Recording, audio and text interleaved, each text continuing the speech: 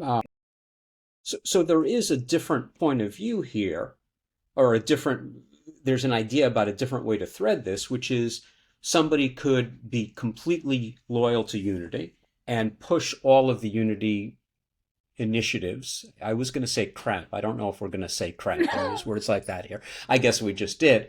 Um, but then actually do the service part to the members well. And Right. look, we're saying nice things about Amy, but she pushed every bit of that crap too.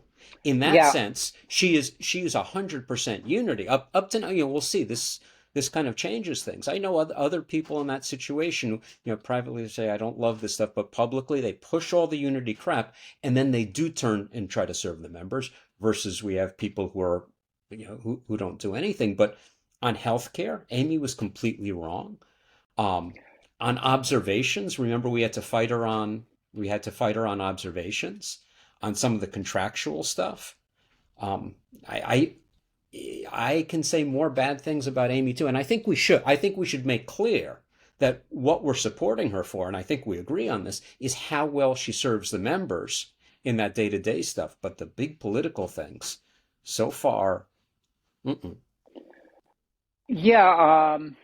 Actually, a Unity member contacted me about the petition. There's a petition to save Amy's job. And the Unity member contacted me and said, "Oh, but you need somebody on the inside as opposition to represent your point of view." And it was odd that this person gave me all this prelude because it was completely unnecessary. It was, to me, not credible. And if this person had just called me up and said, "There's a petition to save Amy Arundell's job. Will you push it and sign it?" I would have just said yes. But to approach me with this disingenuous sales pitch and expect me to believe it told me first that this person underestimated my intelligence, thought I, just fell off the tomato truck from New Jersey, and also, I don't know, didn't really have an understanding of you know, how to approach people. And approaching people is important for an ostensible leader. I really have great respect for Amy, but yeah, I disagree intensely on issues. I do understand that for somebody like Amy, for anybody working for the United Federation of Teachers, they have to support certain things in order to protect their jobs. I understand the instinct, the desire to protect your job, and I'm very grateful that as a school teacher that I have a contract, that there are rules, that the principal can't just fire me or remove me, or I would have been removed years ago. We have rights, but if you work for a UFT, you may as well be working at Starbucks, was the example. I think I wrote about that. At Starbucks, I signed that petition that you mentioned a little me bit ago. too. Did you sign it? And Yeah, we'll put in a link to allow other people to sign who haven't signed. okay, good. Um, yeah, no, this is news. Usually anything that happens in Unity is private and secret. But this looks like a pretty serious blunder. Um, and this one has gone kind of public. I don't know what's going to happen next. I feel bad for the chapter leaders and the members in Queens though, because the immediate effect of this is, personally, I feel bad for Amy, but that's one person. But my loyalty is to our membership, and our membership just got hurt, and that's a bad thing. It really is. Yeah, this is a lose-lose for Michael Mulgrew. It was a decision made in haste. It was a decision made in anger.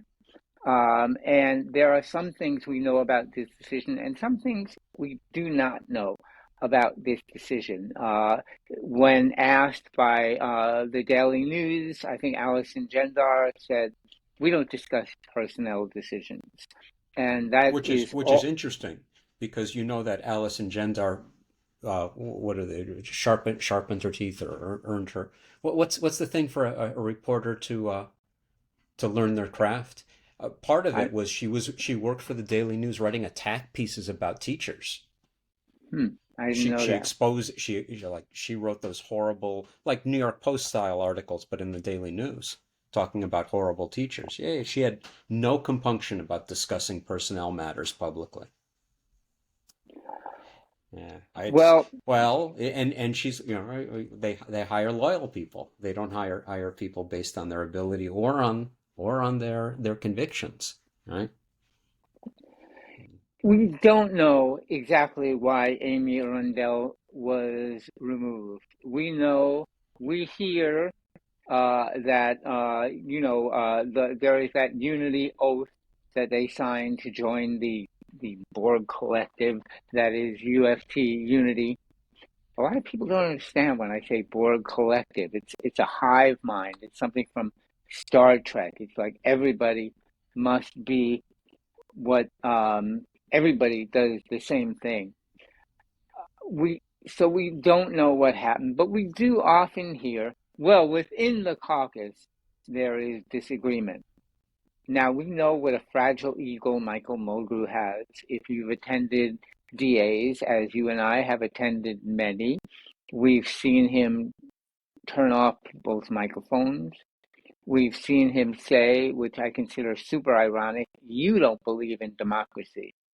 Because if anything, UFT is less than democratic. You know this well because you got the majority of high school teacher votes for high school vice president, and yet you are not I'm not the vice high president. school. Yeah, you are not vice president, and this is because one of your mentors, Michael Schulman, had the temerity to win the vice presidency way back around, I don't know, 1984, 1985. He won, and they they wouldn't let him sit as vice president. They made him wait for months and months. They held a new election, lost by a larger margin, let him sit. When they finally controlled all the levers of power again, they changed the rules so that now not only high school teachers get to vote for high school vice president, everybody votes for all the vice presidents. This is tantamount to a Republican saying, well, New York doesn't vote for governor the way we want them to, so we're going to let Oklahoma and Montana and Texas help you vote. And that way we would never have a Democratic governor. You know, they Mhm. precluded the opposition from ever winning, and that is blatantly anti-democratic. It's beyond what Republicans do to rig the vote in the red states. Unity is the undisputed champion of vote rigging, in my humble opinion. Yeah, it's they're clearly pretty bad, and we can talk. I think we're touching on a lot of issues that we're going to come back to and talk about on future podcasts. But coming back to Amy, I see two more things that we really need to. Sorry, there's an alarm going off. Is that the Sorry about. police coming for you? Or have they finally caught up with you and your wayward Yeah, maybe ways? it's a weird Okay, if you weird get noise arrested morning. mid podcast, I'll do my best to carry on.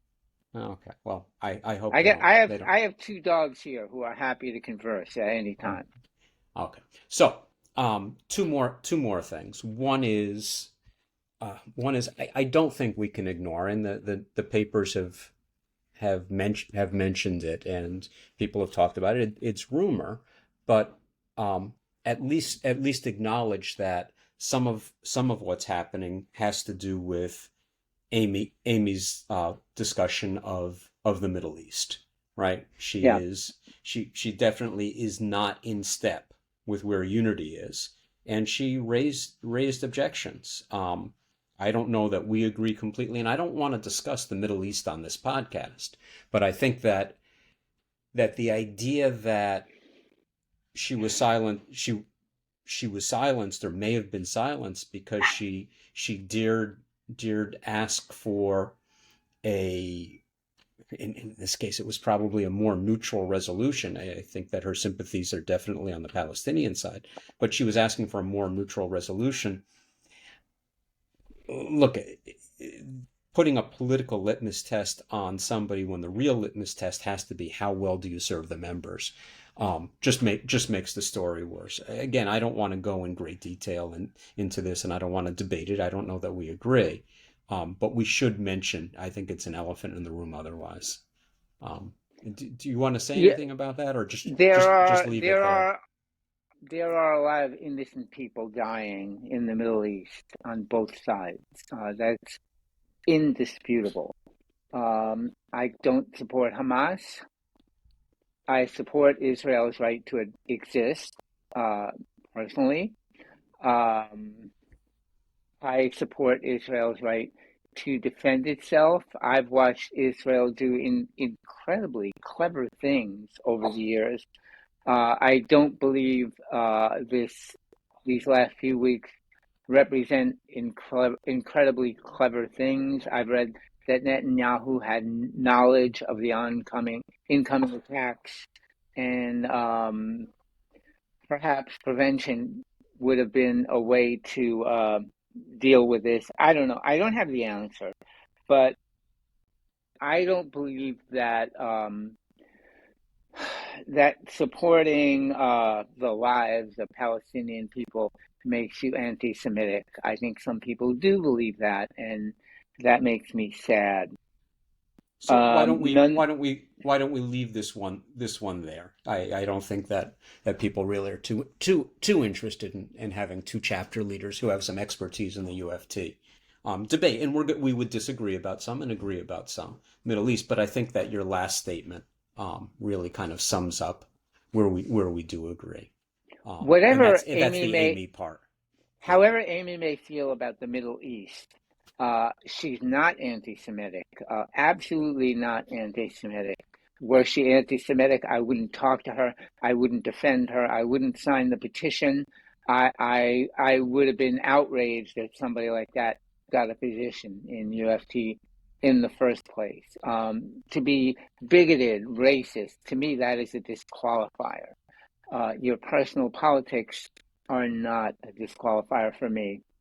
So I just if it was the case that she disagreed with some fellow UFT big shots, that to me is not grounds for removal, dismissal, or whatever this is. We really don't know what it is. But however this ends, if it is indeed related to a dispute in the Middle East, there are two sides. And no matter what Michael Mulgrew does, one side is not going to be happy with him. This was a poorly thought out move. It does not benefit the UFT Unity Caucus. It does not benefit Michael Mulgrew, and it most certainly does not benefit the members of Queen's UFT. And I said there were two more things to go to, and I think you wrapped that up really well. The next one is what comes next, and we don't know, and maybe we're going to be talking about this again. Um, but where things stand now is not good for our members, and it's with Unity things haven't been good with our members, but this one is particularly egregious.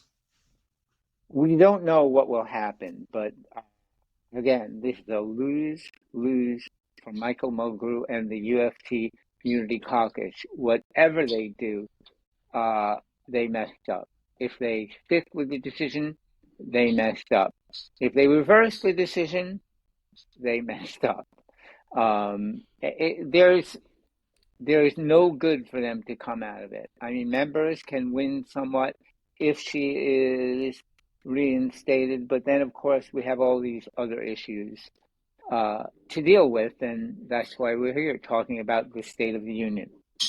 And we will be back talking to you about State of the Union, but that's it for this episode. And I'm Jonathan Halabi. I'm Arthur Goldstein. Thank you very much for tuning in.